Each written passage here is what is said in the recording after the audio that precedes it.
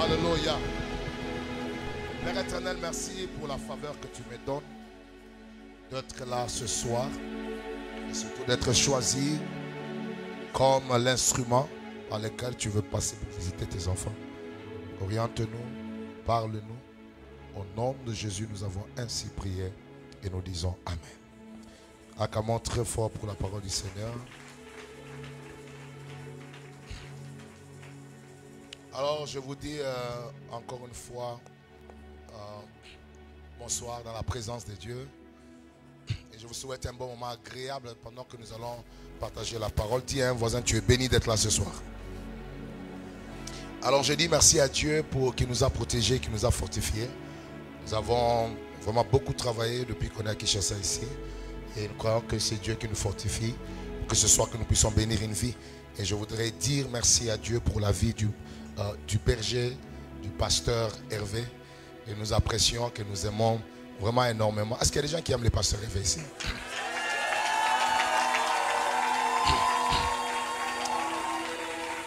Bon, étant donné que je suis né dans la maison pastorale et que j'ai grandi à l'église, il y a toujours des gens, vous entendez, les fidèles qui disent moi je ne vais pas à l'église suivre les pasteurs. Moi je vais dans la présence de Dieu. Je n'ai rien à voir avec les pasteurs. Ok, je vais aussi te dire qu'il n'y a pas les ministères sans les pasteurs. Alors je veux qu'on honore la présence de cet homme de Dieu pour ce qu'il représente.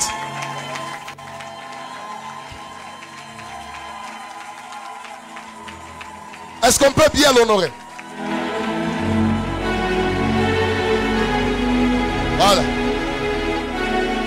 Il parle bien, il prêche bien, il prophétise bien, il libère bien l'onction, il est beau et puis il est puissamment marié. Alors je veux qu'on honore la présence de Maman Grâce pour ce qu'elle représente. Une bénédiction pour nous. Ce n'est pas donné à toutes les femmes des serviteurs de bien prêcher et de bien faire le ministère à côté de leur mari. Donc quand je l'ai écouté cracher le feu ici, j'ai dit hey, est-ce qu'on peut honorer sa grâce? Alors, merci. Est-ce qu'on peut m'éteindre ce ventilateur s'il vous plaît? Merci. Que le Seigneur Dieu vous bénisse. Est-ce qu'on peut aussi honorer tous les orateurs qui ont travaillé avant moi? On peut les apprécier de loin. Merci beaucoup, merci. Alors, je vous transmets les salutations de ma femme, Maman Grace Magila, qui nous suit derrière en lit. Est-ce que vous pouvez lui montrer que vous avez accepté ces salutations? Merci. Voilà, donc,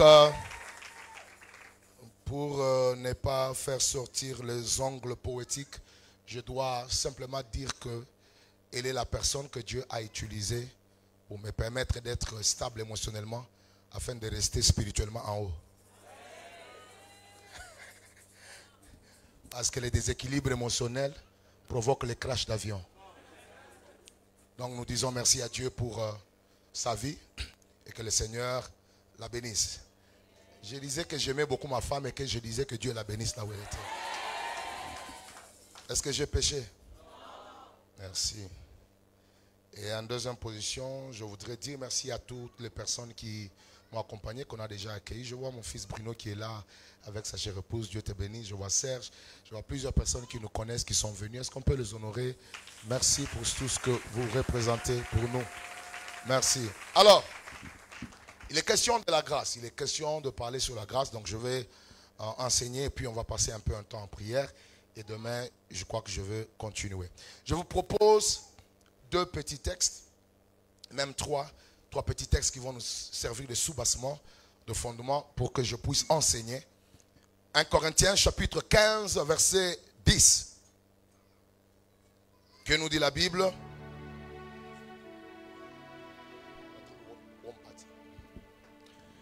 Par la grâce de Dieu, tu peux lire après moi, par la grâce de Dieu, nous honorons la parole du Seigneur.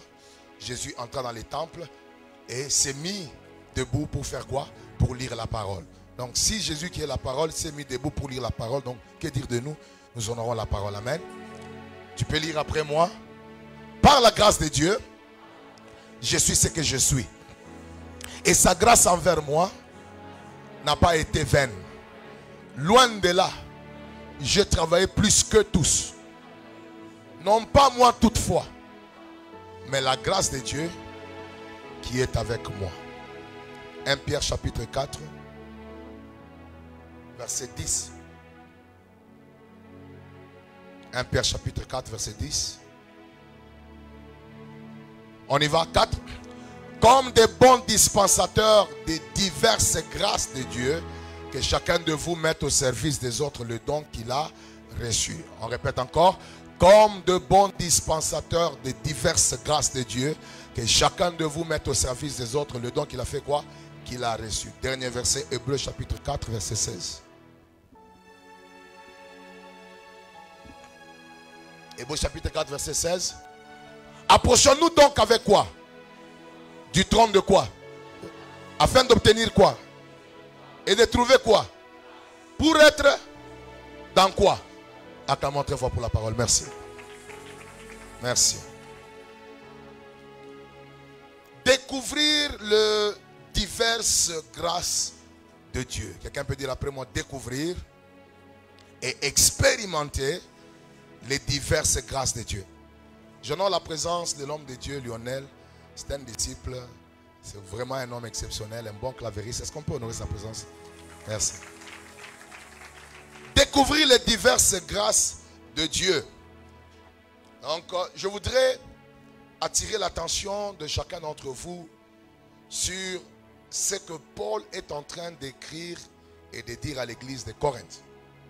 Il parle au sujet de la grâce, mais dans sa manière de parler, il essaie de faire comprendre aux Corinthes que toute la magnitude de son ministère et toute la gloire de ce qu'il représente dans le royaume de Dieu a pour fondement la grâce.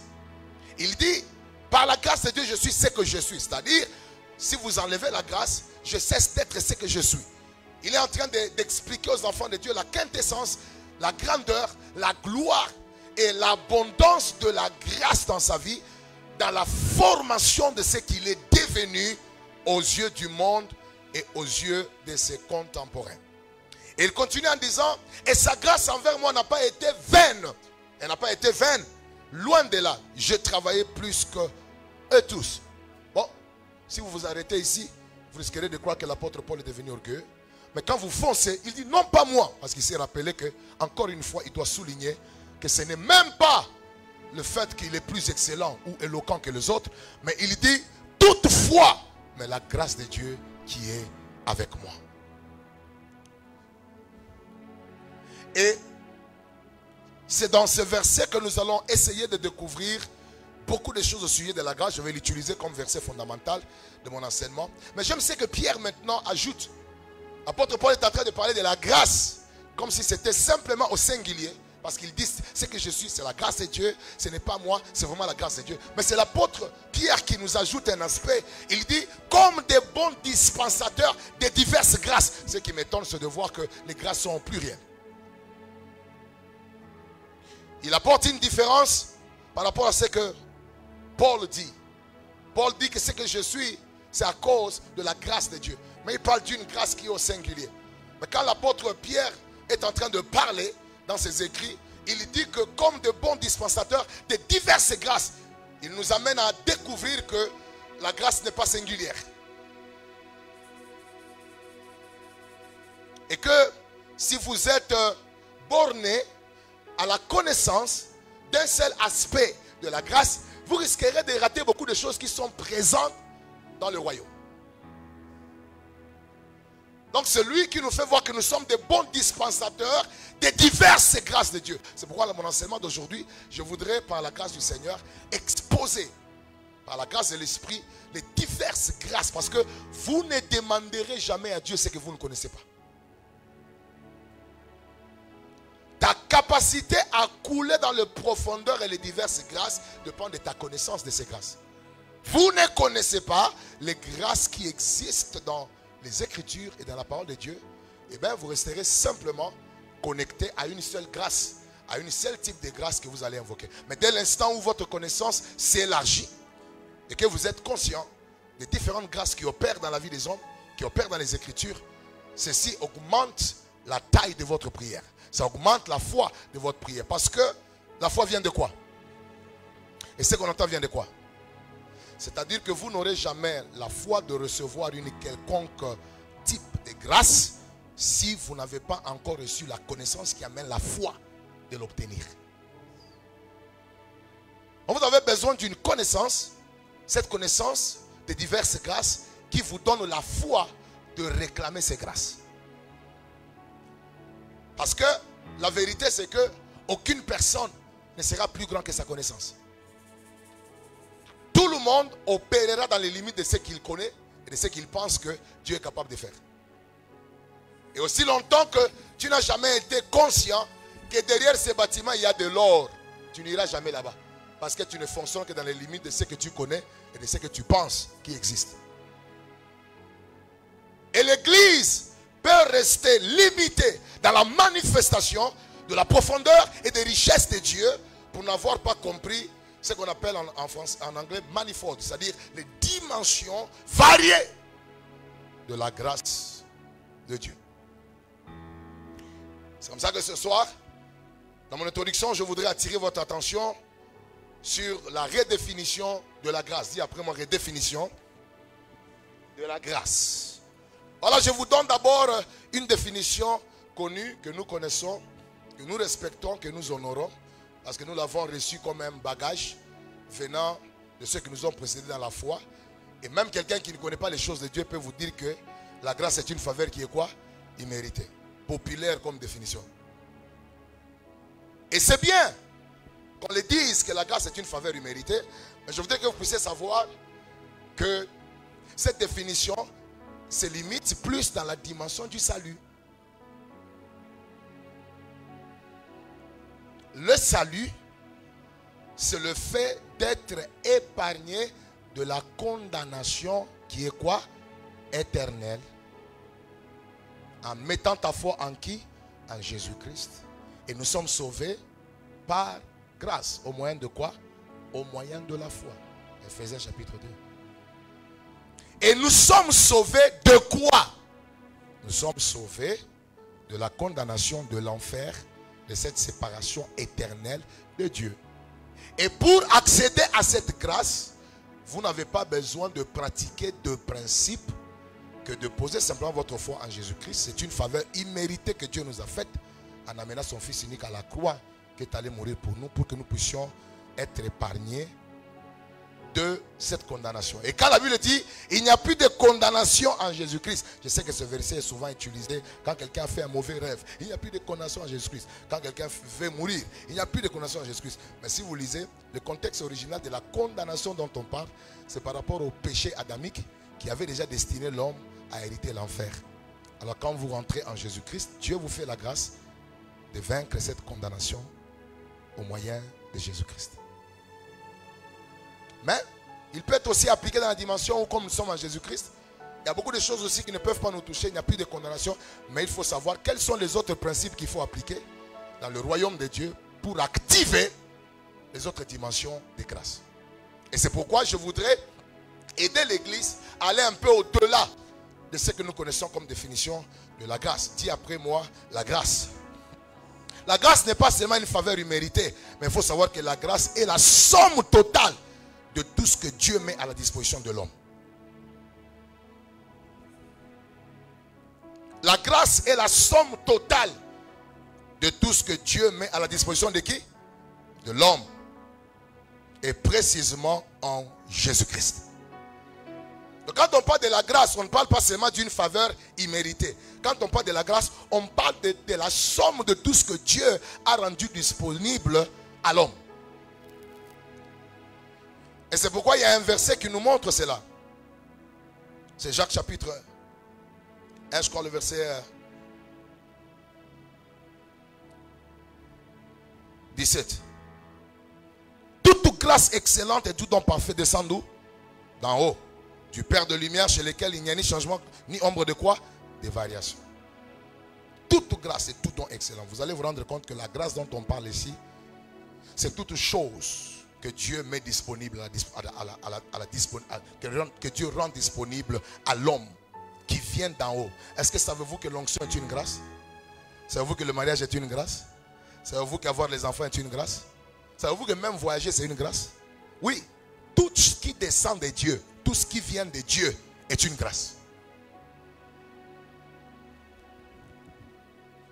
Je voudrais aussi dire, la grâce est aussi une réalité multidimensionnelle.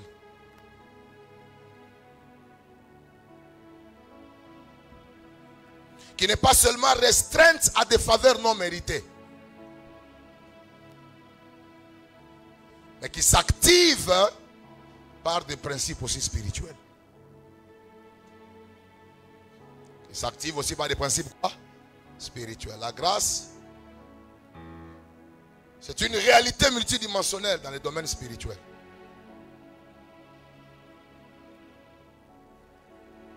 Qui n'est pas seulement restreinte à des faveurs non méritées, mais qui s'active aussi par des principes spirituels. Quelqu'un va me dire, ah, mais comment est-ce qu'une chose que je ne mérite pas, je dois appliquer des principes pour l'avoir? C'est parce que c'est une autre dimension de grâce. Ce n'est pas la dimension de la faveur imméritée en termes de salut, mais c'est toute chose que tu dois obtenir de la part de Dieu en dehors du salut. Qui a une dimension de grâce. C'est une grâce, c'est un don qui descend où? Qui descend d'en haut. Maintenant, tu dois connaître le loi spirituel qui te permet de les activer. Je vais donner un exemple pour vous faire voir la différence. La Bible dit, je crois dans Jacques chapitre 4 verset 6 si je ne me trompe pas, la Bible dit, il fait grâce aux humbles, mais il résiste aux orgueilleux. Bon, si nous disons que la grâce est simplement une faveur imméritée, pourquoi est-ce qu'il y a une diversité ou une dimension de grâce qui a besoin d'un homme humble pour que Dieu puisse lui accorder cette grâce-là? Elle dit que la grâce n'est pas simplement une chose qu'on ne mérite pas, mais c'est toute chose que Dieu rend disponible dans son royaume pour l'homme, mais qui passe par des principes spirituels pour les avoir.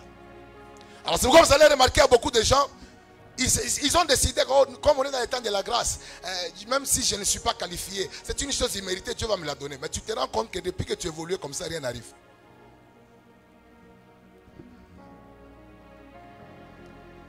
Vous ne vous êtes jamais posé la question de savoir, parce que quelqu'un va me dire, ah mais ça c'est seulement un seul verset. Je vous ai donné un verset qui vient de vous prouver que l'humilité peut vous faire accéder à la grâce. Et cette grâce ici, ce n'est pas la grâce du salut. C'est une chose que tu peux obtenir de la part de Dieu, mais qui vient en forme de grâce. Bon, je vais aussi te montrer que la prière et la foi peuvent te donner accès à la grâce. Hébreux chapitre 4 verset 16. Approchons-nous avec assurance du trône de quoi? De la grâce. Afin d'obtenir quoi? Miséricorde et quoi? Et grâce. Afin d'être secouru dans quoi? Comment expliquer qu'on parle de s'approcher du trône de la grâce? S'approcher n'est rien d'autre que l'esprit de prière, l'attitude de prière. Et la Bible dit qu'au jour du malheur, quand tu crieras, je te ferai grâce. Si c'était une faveur imméritée, il ne fallait pas qu'on crie.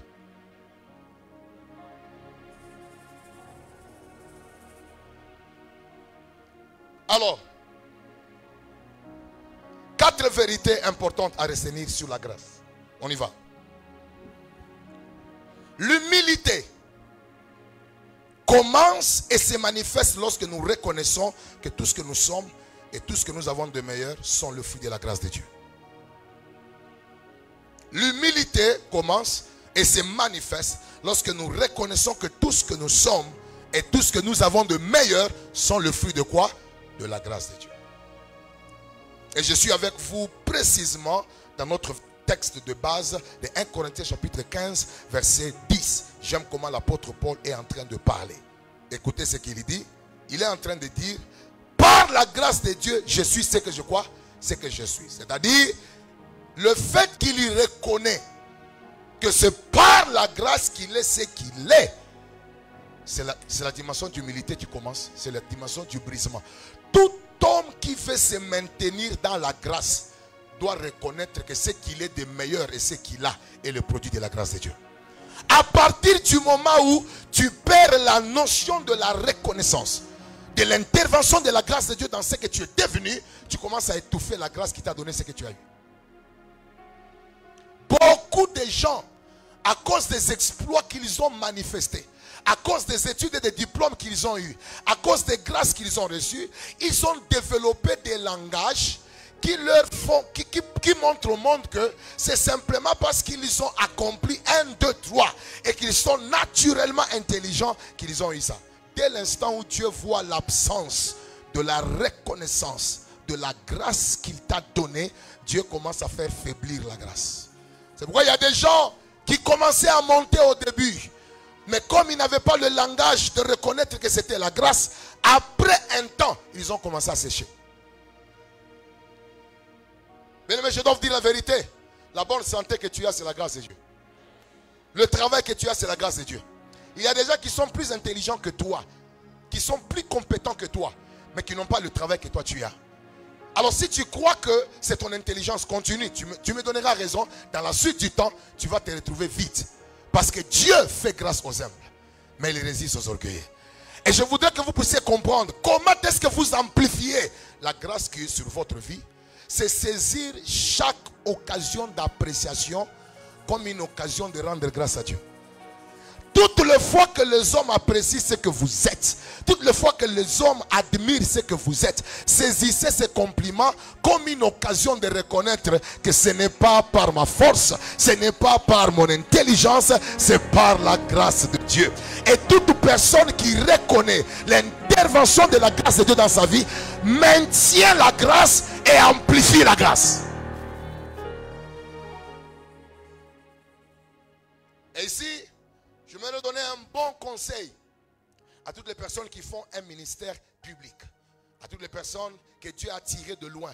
Prédicateurs, prophètes, chanteurs, peut-être même dans les domaines professionnels. Que nous ne devons pas toujours oublier qu'il y a quelques années en arrière, nous n'étions pas ce que nous sommes. Parce que l'homme oublie facilement d'où est-ce que Dieu l'a tiré.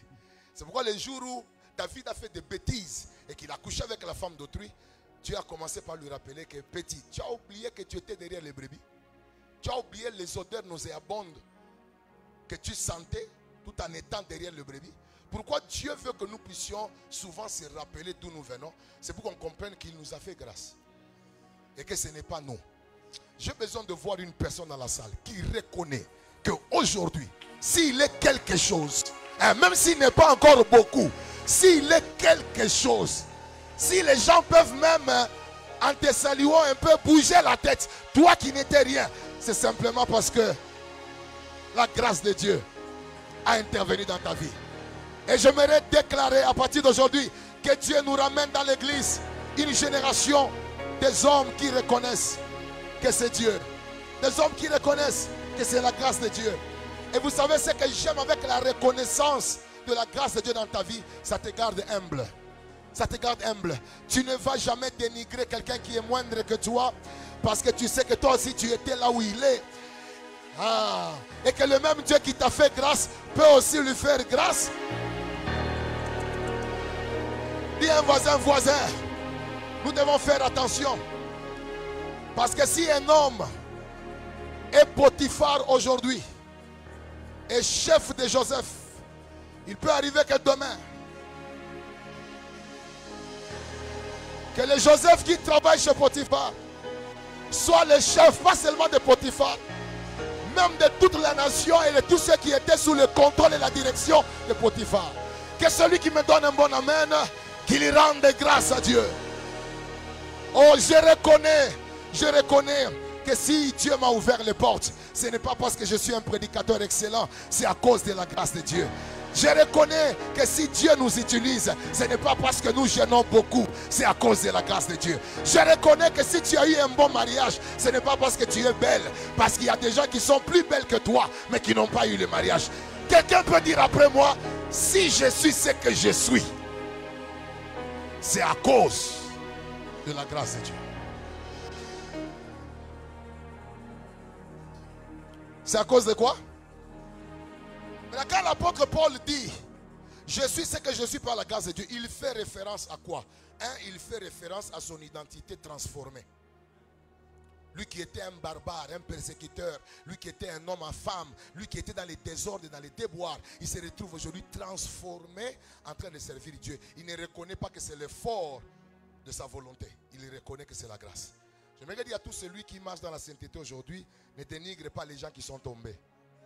Si Dieu t'a fait grâce aujourd'hui, tu n'es pas tombé, tu n'es pas plus meilleur que les autres. Et souvent, en critiquant et en prenant la chute des autres comme un sujet, je ne sais pas, de publication, un sujet pour détruire les autres, souvent, nous nous retirons de la grâce que Dieu nous avait donnée pour ne pas tomber. Tu sais comment tu conserves la grâce de ne pas tomber? C'est en soutenant ceux qui tombent.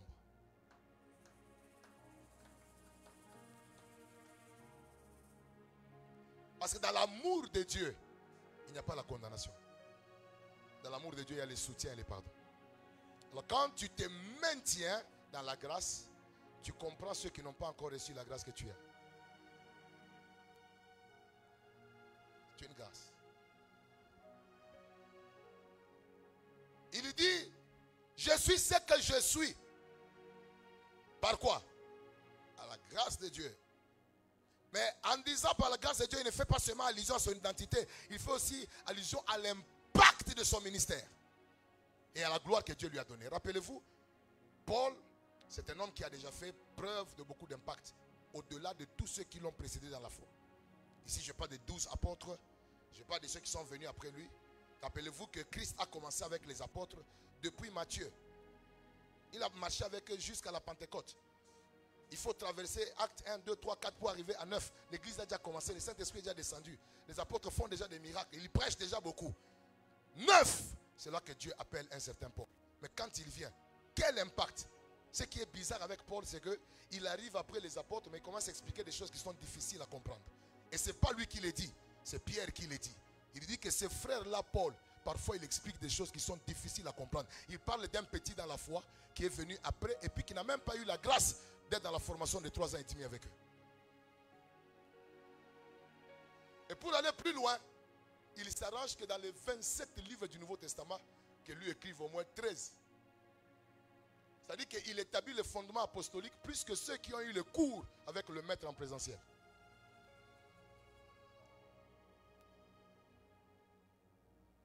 Et ce qui est terrible avec Paul, de tous les apôtres, il n'y a que lui qui a eu accès au mystère de la délivrance et des combats spirituels. Quand vous lisez, c'est lui qui explique dans Ephésiens chapitre 6, nous n'avons pas à combattre contre la chair et le sang, contre les principautés, les autorités. Or, au début, c'est lui qui explique les réalités d'être en Jésus-Christ. Il commence, nous sommes bénis avec toutes sortes de bénédictions dans le céleste ou en Jésus-Christ. Il explique, nous avons ressuscité, nous sommes ressuscités avec lui et nous sommes dans le lieu céleste en Jésus-Christ. Il explique la position du croyant. Pensant que c'était fini et qu'on était au-dessus du combat et que c'est fini, arrivé au chapitre 6, il dit aux gens, nous n'avons pas à combattre contre la chair et le sang, nous avons à combattre contre les principautés, les autorités qui sont dans les lieux célestes en Jésus-Christ. Il a compris que la position élevée en Christ n'annule pas la présence du combat spirituel. Un homme très avancé dans la connaissance. Mais ce qui me plaît, il est en train de dire, écoutez, je suis ce que je suis par la grâce de Dieu. Et puis Dieu s'est arrangé tellement que la connaissance était grande. On lui a mis une maladie, une forme de charte. Il dit, à cause de l'excellence des révélations que j'ai eues, une charte m'a été posée au niveau de mon dos. Une maladie est venue, un ange de Satan est en train de me frapper, me souffleter ici à cause de l'excellence de la connaissance. Dieu lui a laissé une histoire qui n'a pas pu exaucer par sa prière 3 fois, afin que ce soit un sujet au moins qui les garde humbles. Voyez à quel niveau Dieu devait recourir à une stratégie de laisser un problème dans la vie de cet homme pour le rendre humble. Et c'est une telle personne qui est en train de dire que je suis ce que je suis par la grâce de Dieu. Donc il veut simplement dire que je ne prends pas le crédit de toute la gloire, de toutes les révélations et de tout ce que je suis capable d'accomplir. Dis à un voisin, on doit être humble.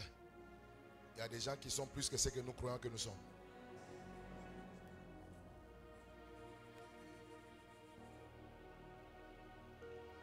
Deuxième chose.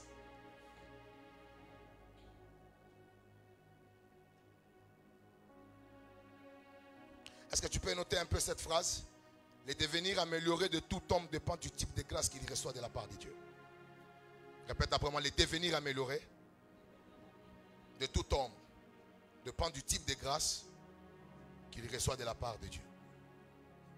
C'est-à-dire que ce que tu vas devenir demain dépend du type de grâce que tu reçois maintenant. Alors notez ceci. Deuxième vérité. La grâce de Dieu n'est pas singulière dans ses facettes. Elle n'est pas singulière dans ses facettes, mais elle est multidimensionnelle. C'est-à-dire elle est multiforme. Dis après moi multiforme. Yes. Alors, la grâce de Dieu n'est pas singulière, c'est-à-dire qu'elle n'est pas unique dans son essence. Elle est multiforme. Et le grand danger qu'un croyant peut connaître,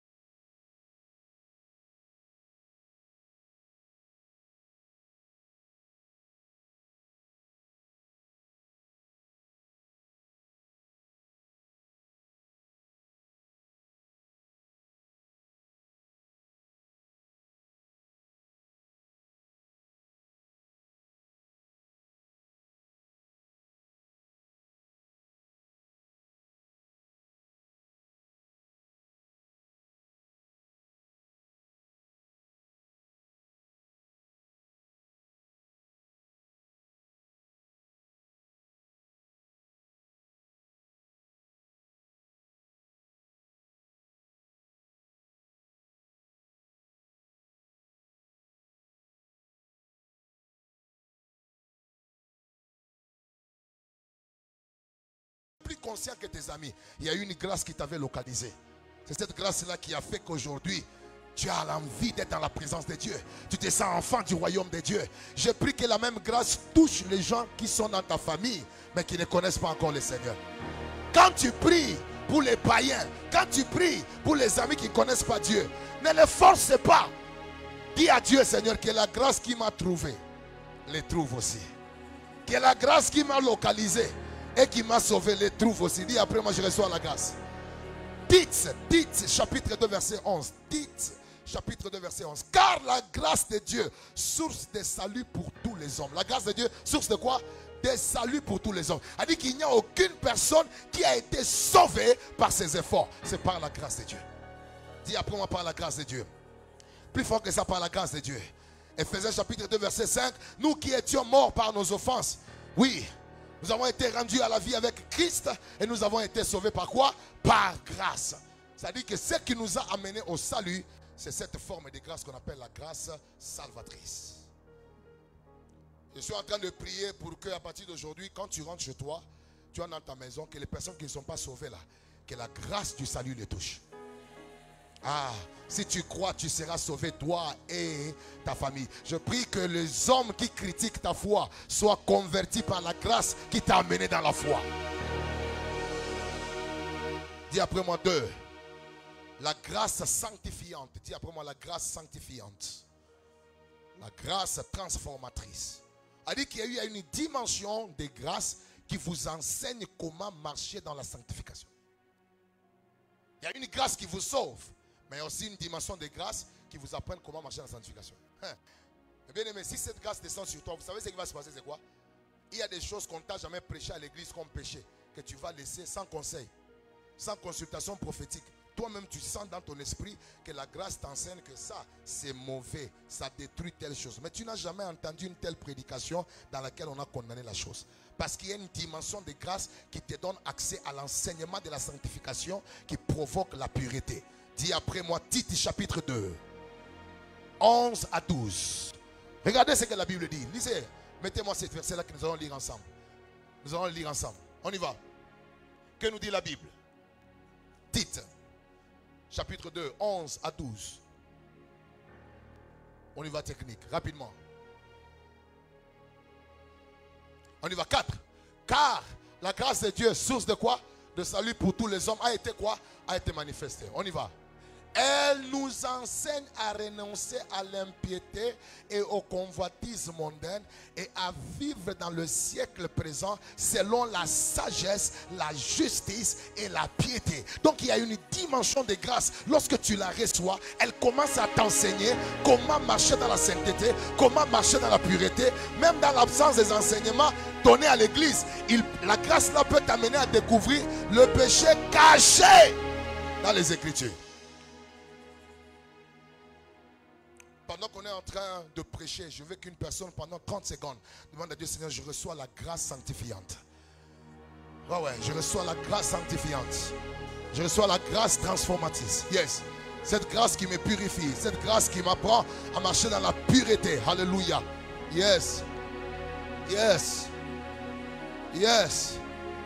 Quelqu'un est en train de monter dans la prière. Yeah. Je sens une forte grâce. Je sens une forte grâce de Dieu. Alléluia. Cette grâce qui nous sanctifie. Cette grâce qui nous sanctifie. Dis après moi, je la reçois. Dis après moi, je la reçois. Répète après moi, je vais grandir dans ma marche de sanctification. Par la grâce sanctifiante. Par la grâce sanctifiante. J'augmente en sanctification. J'augmente en pureté. Dans un monde corrompu, je reste sanctifié. Non pas par ma force, mais par la grâce sanctifiante. Celui qui dit 3 fois amen que cela arrive. Dis après moi, troisième type de grâce. C'est ce qu'on appelle la grâce de l'endurance dans les épreuves que Dieu n'enlève pas. La grâce de quoi? De l'endurance dans les épreuves que Dieu ne fait quoi? N'enlève pas. Est-ce que savez-vous que dans la vie, on nous a prêché que toute épreuve qui vient, tout problème qui vient, on peut l'enlever par la prière. Mais je voudrais vous choquer qu'il y a aussi des épreuves que Dieu n'enlève pas jusqu'à ce que l'épreuve accomplisse le travail de transformation au niveau de votre caractère. Ça, on ne nous a pas prêché. On nous a enseigné comment vaincre certaines épreuves. Mais on ne nous a pas enseigné comment dealer avec les épreuves que Dieu n'enlève pas.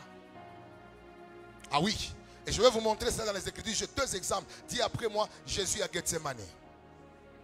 Et dis après moi, Paul avec son écharpe. Je vais vous montrer comment est-ce que Jésus à Gethsemane a fait la prière pour que Dieu lui épargne de la coupe d'aller mourir à la croix. Mais je vous informe que Dieu ne l'a jamais exaucé. Mais Dieu lui a donné la grâce d'endurer l'épreuve, la souffrance, jusqu'à ce que l'épreuve ait été consumée. Il y a des choses que Dieu n'enlèvera pas malgré ta prière. Mais à partir de ta prière, il te donnera la grâce d'endurer ces épreuves afin de les traverser victorieusement. C'est ça la vie chrétienne. Parce qu'il y a des transformations qui ne viendront pas dans ta vie si tu ne passes pas par des épreuves. C'est pourquoi Jacques chapitre 1 est en train de dire quoi? Considérez les diverses épreuves auxquelles vous êtes exposés comme un sujet de joie, car il faudrait que ces épreuves-là produisent en vous la patience et que cette patience-là vous travaille jusqu'à ce que vous serez complet.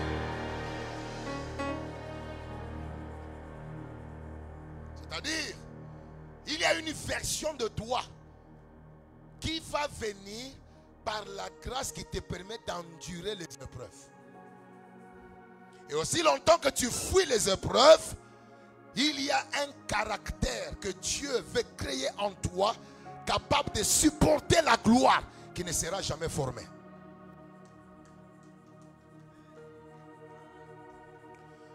Parce que dans le monde, ce sont les personnes musclées qui pèsent des grands poids. Mais dans le royaume, ce sont les personnes brisées qui soulèvent le poids de la gloire. C'est pourquoi vous allez vous poser la question de savoir pourquoi est-ce que Moïse dit: Seigneur, fais-moi voir ta gloire. Mais Dieu lui dit: personne ne peut voir ma gloire et vivre. Il voulait simplement lui dire que les gens qui ont vu ma gloire ont connu la mort. Parce qu'il n'y a que les morts qui peuvent soulever la gloire. Et quand un mort a soulevé la gloire, il ne peut pas répondre à l'impudicité. Il ne peut pas répondre aux injures. Parce qu'il est mort dans la gloire que Dieu l'a introduit.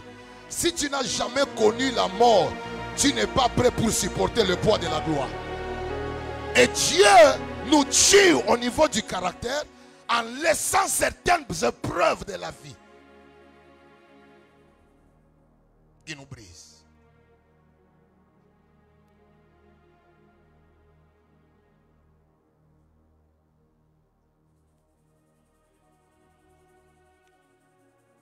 Paul prie 3 fois pour que Dieu enlève les chartes.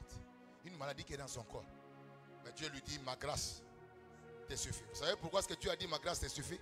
Il veut simplement lui dire que cette grâce ici que je t'ai donnée t'a déjà rendu capable de supporter cette épreuve, bien que je ne l'ai pas levée. C'est ce qu'on appelle la grâce de l'endurance dans les épreuves. C'est une dimension. Et quand tu peux voir, il y a des gens, ils passent dans une épreuve, ils quittent l'église, ils quittent les choses de Dieu, ils rentrent dans le monde. Parce qu'il n'a pas reçu la grâce d'endurer ces chocs qu'il a connus. Mais il y a des gens parmi nous, Dieu va les faire passer par des épreuves. Ils vont rester amoureux du Saint-Esprit. Ils vont rester dans la prière. Et même les gens qui ne sont pas plus forts qu'eux auront plus mal que lui. Pourquoi? Parce que sur lui, il y a une grâce. C'est cette grâce qui était sur les apôtres. Ils ont dit, qu'est-ce qui me séparera de l'amour de Dieu? C'est-à-dire que même si je passe dans la nudité, même si je passe dans la honte et l'humiliation, mon amour pour Dieu reste intact. Parce que ce sont des gens qui ont reçu la grâce de l'endurance dans les épreuves.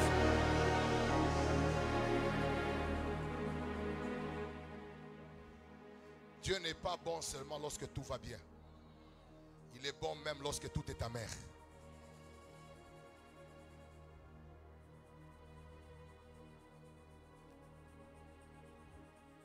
Mon adoration n'est pas conditionnée par les bons événements que je vis. Mon adoration est conditionnée par la connaissance de ce que je crois que Dieu est. Et ce n'est pas ce que je connais comme problème qui peut changer la connaissance que j'ai du bon Dieu. Et il vous faut une grâce d'endurance. Je prie maintenant que même si tu passes dans la vallée de l'homme de la mort, que tu restes un amoureux du Seigneur. Je déclare que pendant qu'on est dans cette salle, il y a des gens, Dieu m'a dit, qui passent par des moments difficiles. Dieu vient de leur accorder maintenant la grâce d'endurer les épreuves. Selon 2 Corinthiens chapitre 12 verset 9, ma grâce te suffit. Ma grâce va t'aider. Tu vas traverser. Et ce que j'aime, toutes les fois qu'on parle des moments d'épreuve, on utilise toujours le mot traverser. Parce que le problème et les épreuves ne sont jamais une demeure des croyants. C'est un lieu de passage. C'est pourquoi vous allez voir, David n'a jamais dit, lorsque je suis dans la vallée ou lorsque je demeure dans la vallée, je ne crains. Non, il dit, lorsque je traverse. C'est parce que chaque jour qui passe, fait en sorte que tu puisses aller au terminus de la vallée dans laquelle... Celui qui me donne un bon amen. Aujourd'hui, tu n'es plus dans l'épreuve, dans la dimension de l'épreuve où tu étais hier. Chaque jour qui passe est en train de t'amener vers la montagne. Parce que le terminus de chaque montagne, de chaque vallée, c'est la montagne. Je dis le terminus de chaque vallée, c'est la montagne. Donc tu n'es pas sur place, tu es en train de traverser. Dis à un voisin, si aujourd'hui je suis dans la vallée, bientôt à la fin du mois, je serai au sommet.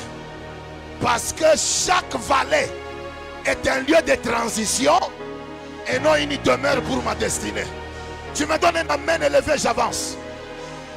Quelqu'un va me dire, mais apôtre, c'est seulement dans Psaume 23 qu'on parle de la traversée dans la vallée. Mais Ésaïe chapitre 43, la Bible dit, lorsque tu traverses les eaux, je serai toujours avec toi. Lorsque tu traverses le feu ne te brûlera pas. Lorsque tu traverses, pourquoi?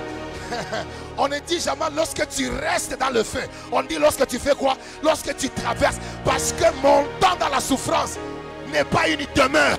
Mon temps dans la souffrance est un passage. Celui qui me donne un bon amen, j'avance. Donne un bon amen, j'avance. La Bible déclare quoi? Lorsqu'il traverse la vallée de Baca, il la transforme en un lieu plein de pluie. C'est parce que les souffrances ne sont pas considérées dans la vie du croyant comme une identité attachée à eux. Non, c'est passager. Et Dieu les utilise pour des raisons nobles. Et en ce moment-là, la grâce que Dieu vous donne, c'est une grâce d'endurance pour traverser ces moments-là afin qu'il passe. Celui qui me dit un bon amen reçoit cette grâce. Je dis celui qui me donne un bon amen reçoit cette grâce. Dis après moi je reçois la grâce. Il y a aussi notre grâce, dit après moi la grâce de la libéralité. La grâce de quoi? La grâce de la libéralité. 2 Corinthiens chapitre 8, 1 jusqu'à 7. Je toucherai à celui-ci demain. Mais sautons, on y va. Troisième vérité. Écrivez avec moi. La grâce produit toujours, dis après moi, la grâce produit toujours des résultats visibles et puissants quand elle est véritablement reçue. Yes. Yes. La grâce produit toujours, je dis bien toujours, des résultats qui sont quoi? Visibles et tangibles, même puissants, quand elle est véritablement reçue. Où est-ce que je trouve ça? Regardez pour moi toujours le même verset. Ramenez-moi mon verset de base. 1 Corinthiens chapitre 15 verset 10. Dis après moi, la grâce de Dieu produit toujours des résultats visibles quand elle est véritablement reçue. Lis avec moi, on y va. 4. Par la grâce de Dieu, je suis quoi? Je suis ce que je suis. Et continue. Et sa grâce envers moi n'a pas été quoi? Vaine. Arrête-toi là-bas. Quand la Bible dit que ta grâce envers moi n'a pas été vaine, dis après moi, en grec c'est kénos. Dis après moi, kénos. Plus fort que ça, kénos. Kénos signifie ta grâce n'a pas été vide envers moi. Ta grâce n'a pas été sans contenu envers moi. Ta grâce n'a pas été inutile envers moi. Ta grâce n'a pas été sans effet envers moi. Et ta grâce n'a pas été infertile ou stérile. L'apôtre Paul est en train de donner une vérité que il n'y a aucune dimension de la grâce de Dieu qui est stérile dans la vie d'un homme. Dès l'instant où Dieu vous fait grâce, cette grâce vient avec le contenu. Et j'aimerais dire à quelqu'un que nous n'allons pas quitter ce territoire-là sans que Dieu ne nous fasse grâce. Il faudrait que dans la soirée d'aujourd'hui, en sortant, que Dieu te fasse grâce. Et j'aimerais dire à tout le monde, la grâce de Dieu ne vient pas sans contenu. La grâce vient toujours avec des contenus. Elle vient avec des produits visibles. Elle vient avec des choses tangibles. Lorsque vous voyez un homme avoir des maisons, un chrétien avoir des opportunités, sachez qu'avant que les opportunités ne viennent, c'est la grâce qu'il avait trouvée. Vous allez envier Marie. Yo, elle a porté l'enfant de Jésus. Elle a porté l'enfant de Jésus. Mais vous ne savez pas que le jour où l'ange est allé la visiter, la première salutation composait une phrase importante. Il dit, toi à qui une grâce a été faite. C'est-à-dire que ce que vous enviez dans Marie n'est rien d'autre que le résultat de la grâce qui est venue avec un contenu. Oh my God. Je suis en train de déclarer, la grâce que tu recevras ce soir ne viendra pas vite. Elle est en train de devenir avec un contenu.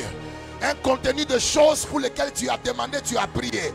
Celui qui me dit yes, que la grâce amène quelque chose que les hommes ne t'ont pas donné. Que la grâce attire quelque chose que ta beauté n'a pas attiré. L'apôtre Paul dit que ta grâce n'a pas été vaine. Ça dit que la grâce ne vient pas avec un esprit de stérilité. La grâce vient avec un esprit de production. Ta grâce n'a pas été vaine. Dis après moi, elle n'a pas été vaine. Alors j'ai envie de déclarer que cette année, dans ton mariage, la grâce ne te restera pas vide. Cette année, dans tes études, la grâce ne te restera pas vide. Cette année, même dans tes affaires, la grâce ne te laissera pas vide. Dis après moi, le kénos n'est pas la réalité de la grâce. Et je déclare que tu vas aussi dire comme Paul, la grâce de Dieu sur ma vie n'a pas été kénos. La grâce de Dieu sur ma vie n'a pas été vaine. Elle dit qu'elle n'est pas venue sans un contenu. Elle n'est pas venue sans des produits. Dis après moi des produits. Alors j'aimerais déclarer que dans la soirée d'aujourd'hui, il y a 5 choses que la grâce va t'amener. Alléluia. Dis après moi 5 choses que la grâce va m'amener. Dis après moi 5 choses que la grâce va t'amener. Gardez-moi mon verset. La première des choses que la grâce de Dieu va te donner, elle va te donner la grâce de la distinction parmi les gens de ta génération. Je dis que la grâce de Dieu nous donne la dimension de la distinction où elle nous distingue parmi les gens de notre génération. C'est pourquoi l'apôtre Paul dit, et cette grâce n'a pas été kénos, vaine, loin de là, mais j'ai travaillé plus que eux tous. Non pas moi toutefois, mais la grâce de Dieu qui m'a trouvé. Je viens de déclarer, Dieu va te distinguer. Ah oui, il y aura beaucoup d'ingénieurs, mais toi tu seras un ingénieur exceptionnel. Il y aura beaucoup d'étudiants, mais toi tu seras un étudiant exceptionnel. Nous serons tous des prédicateurs, mais tu seras un prédicateur exceptionnel. Que celui qui me donne un bon amen, que Dieu le distingue. Je dis que Dieu le distingue. L'heure est arrivée où Dieu va amener la distinction au milieu de choses de la même nature. Ah oui, parce que nous pouvons tous avoir des bâtons transformés en serpents. Mais quand la grâce de la distinction est avec toi, c'est que ton bâton qui est devenu serpent peut manger et faire disparaître les autres serpents de l'ennemi. Oui, nous sommes tous bâtons, nous sommes tous serpents, mais la seule dimension où mon estomac est plus grand, capable de consommer les autres histoires. Je prie que Dieu te donne la grâce maintenant de te distinguer. Même si tu as la même profession que les païens, que sur toi qu'on remarque un esprit élevé de discernement, d'intelligence 10 fois plus supérieur. Donne-moi un bon amen et je prêche la parole. Celui qui me dit 3 fois yes, que cette grâce te touche. Ah, tu reçois la grâce au nom de Jésus. Dis à un voisin, il n'est pas question d'avoir été dans la foi pendant longtemps. Même si je n'étais pas là dans l'année 2000, dans l'année 1999, même si j'étais encore dans le monde, même si je suis comme Paul, qui n'était pas au début, mais Dieu peut me faire grâce. Dieu peut me faire grâce. C'est lui qui bouge, que la grâce bouge. C'est lui qui bouge, que la grâce bouge. Que les gens de ta famille te regardent. Bientôt ils ne vont plus te reconnaître. Parce que la grâce de Dieu va amener la distinction. Ah, donne-moi un bon amen et je prêche.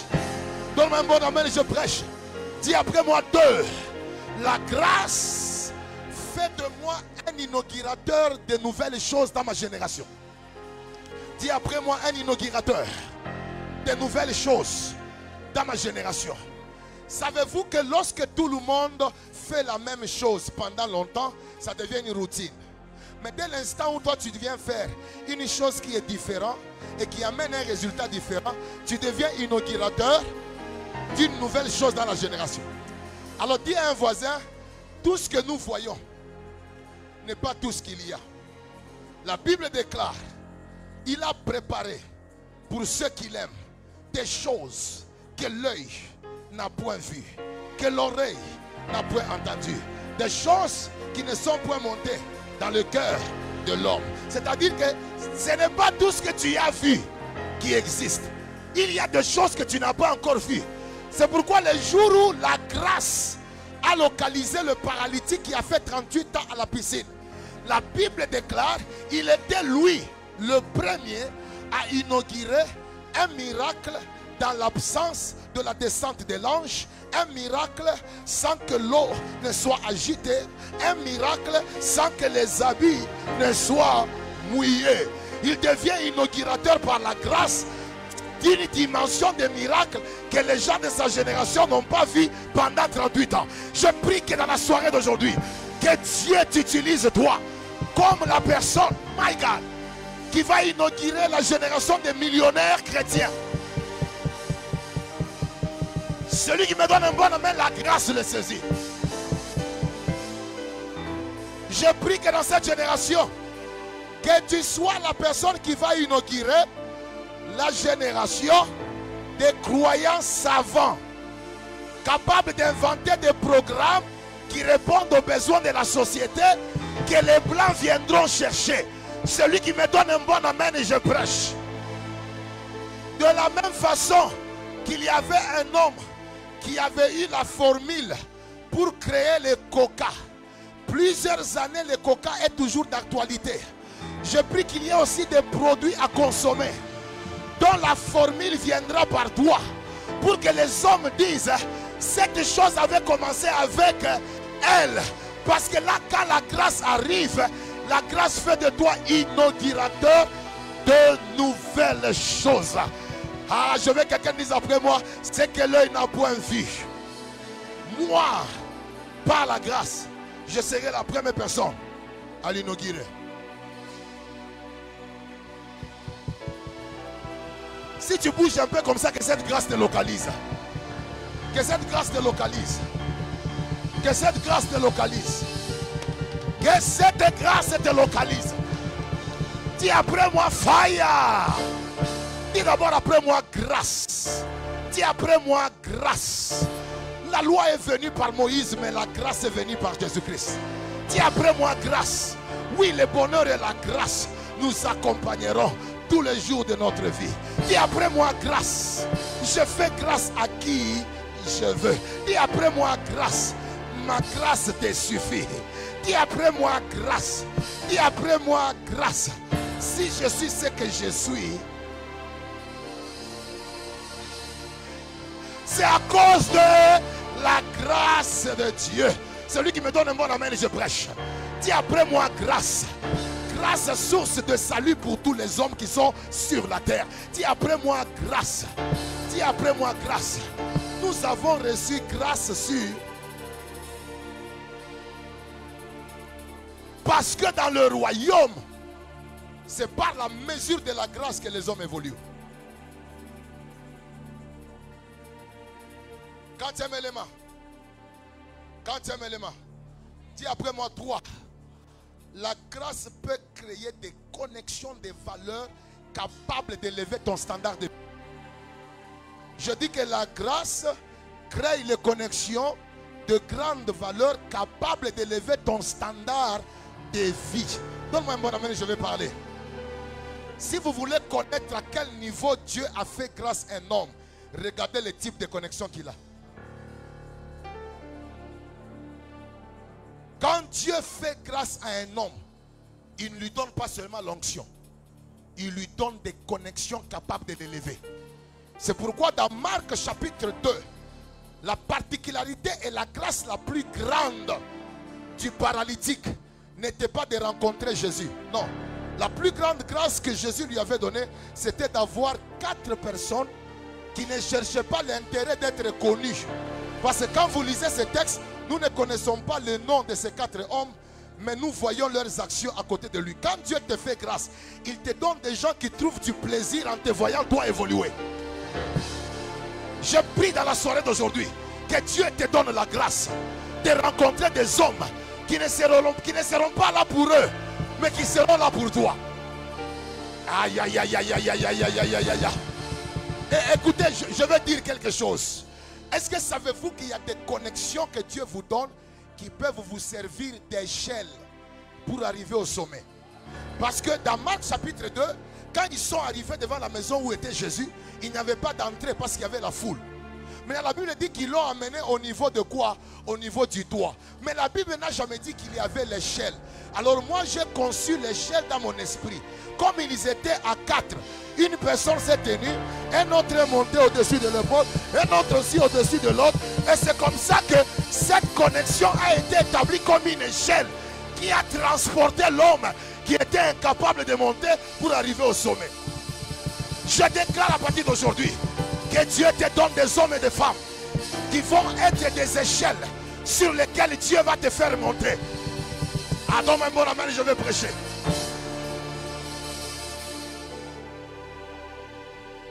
Ce qui est bien avec la grâce de connexion, c'est que de toutes les personnes qui ont précédé le paralytique dans la maison où était Jésus, il n'y a aucune d'entre eux, aucune d'entre elles qui a déjà été au niveau du toit. C'est que on dit en Swahili kutanguria sikufika. C'est-à-dire que si tu me précèdes, ça ne signifie pas que tu es arrivé. Et ils sont arrivés à temps. Ils étaient déjà à l'intérieur, mais ils ne sont jamais arrivés au sommet. Mais celui qui est venu après eux, parce qu'il avait la grâce de connexion, il est allé monter là où... Ah! Je suis en train de déclarer, par la grâce de Dieu, tu arriveras là où ceux qui t'ont précédé ne sont jamais arrivés. Parce que la grâce peut nous donner la grâce de connexion des valeurs.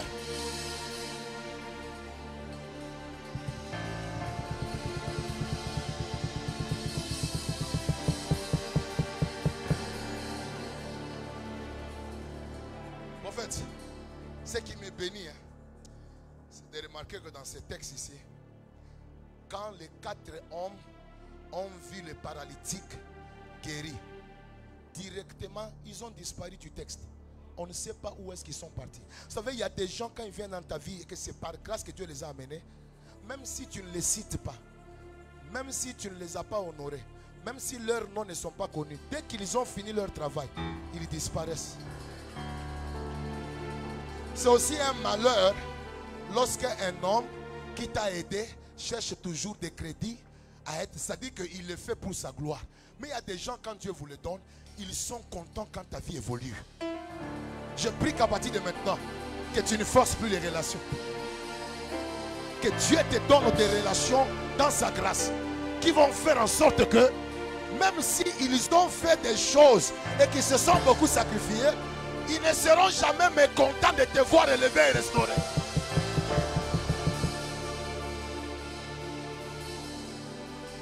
Dis après moi, dernière chose. La grâce de Dieu peut donner à un disqualifié une place d'honneur parmi les grands. La grâce de Dieu peut donner à un disqualifié une place d'honneur parmi qui? Parmi les grands. 2 Samuel chapitre 9. C'est fort. Nous avons un certain Mephibosheth qui est percu des pieds. Et selon la loi de la cour royale, aucune personne boiteuse ne peut pénétrer dans la cour royale et même arriver dans la maison du roi. Mais un jour il dit, je sens que je dois faire grâce à quelqu'un qui appartient à la maison de Jonathan et de Saül. Et on va amener quelqu'un, malheureusement, à cause des événements de la vie, il est perdu des pieds. Mais ce qui me plaît, c'est de voir que devant la grâce, les faiblesses n'ont pas de puissance.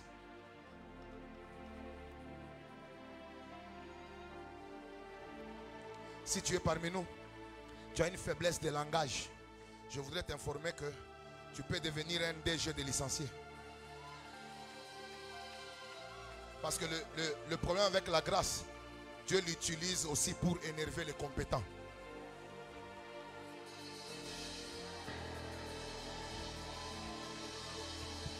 Parce que la Bible dit, il prend les choses faibles du monde pour confondre celles qui sont fortes. Alors quand Dieu veut énerver les gens qui se donnent la poitrine dans les études, il va prendre un des 6.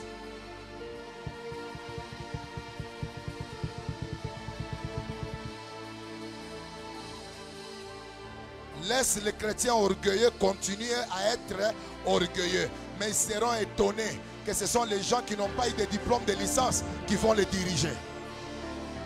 Parce que quand Dieu veut énerver les compétents, il prend les personnes qui n'ont pas de valeur et qui ont des faiblesses.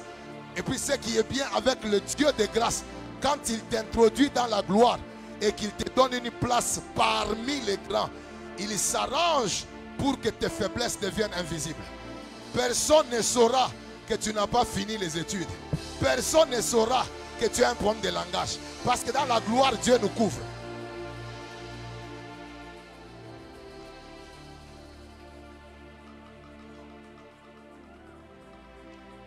Et là, on a retrouvé un Mephibosheth assis à la table avec les grands. Maintenant, il y a quelqu'un qui s'appelle Siba. C'est lui qui avait dit au roi, ah mais il est perdu des pieds, comment il va venir? Malgré qu'il avait donné sa faiblesse. Mais il a vu que la grâce était têtue devant les arguments de faiblesse. J'aimerais dire, il y a des gens qui ne vont pas supporter ta gloire parce que dans leur pensée, ils t'ont déjà disqualifié à cause des faiblesses qu'ils ont vues chez toi. Je t'informe. Toute personne qui ne dit rien devant ta gloire a 2 réalités. Soit il a mal, soit il veut mourir.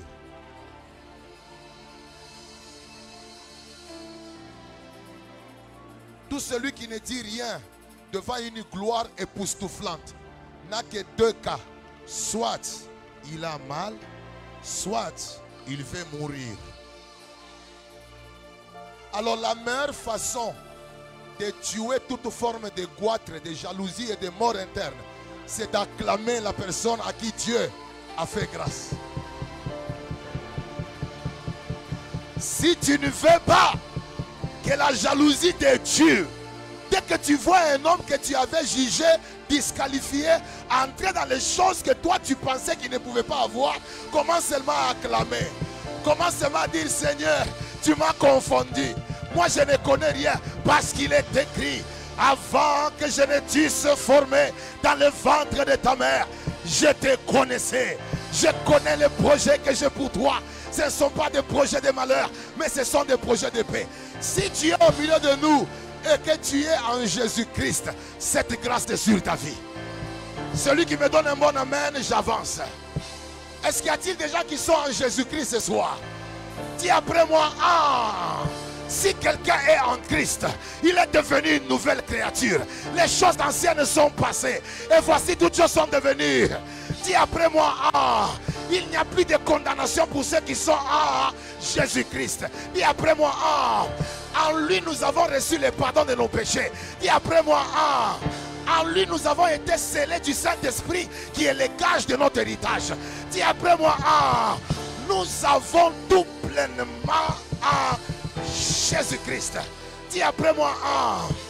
En lui nous sommes bénis de toutes sortes de bénédictions spirituelles dans les... Dis après moi: ah!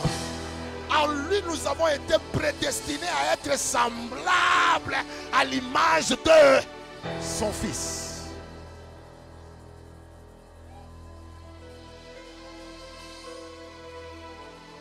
Que celui qui a reçu la grâce commence à adorer le Dieu qui fait grâce. Yes. Yes.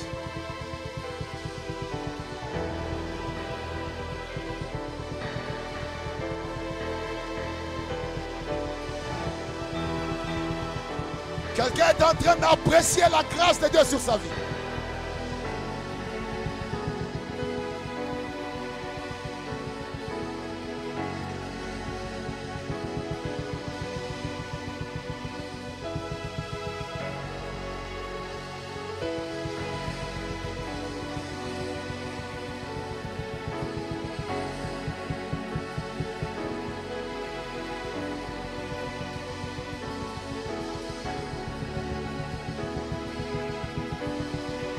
Seigneur, merci pour la grâce qui vient de tomber sur ma vie.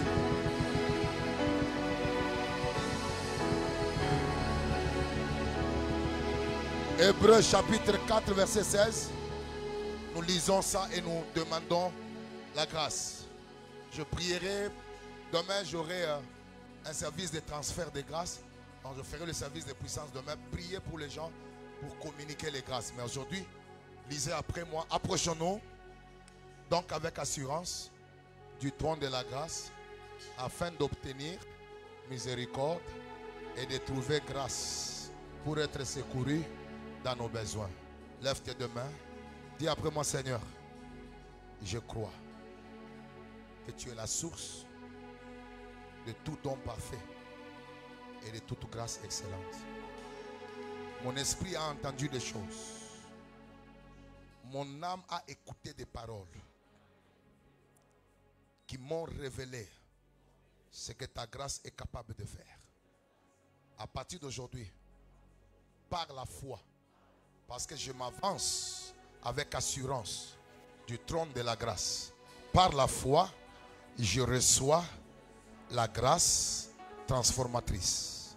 Je reçois la grâce d'endurer les épreuves. Je reçois la grâce de comprendre les choses spirituelles. Père éternel, à partir d'aujourd'hui, ta grâce ne sera pas vaine dans ma vie. Des connexions, des destinées sont activées. Des positions stratégiques me sont accordées. Je le reçois et je le confesse. Au nom de Jésus. Amen.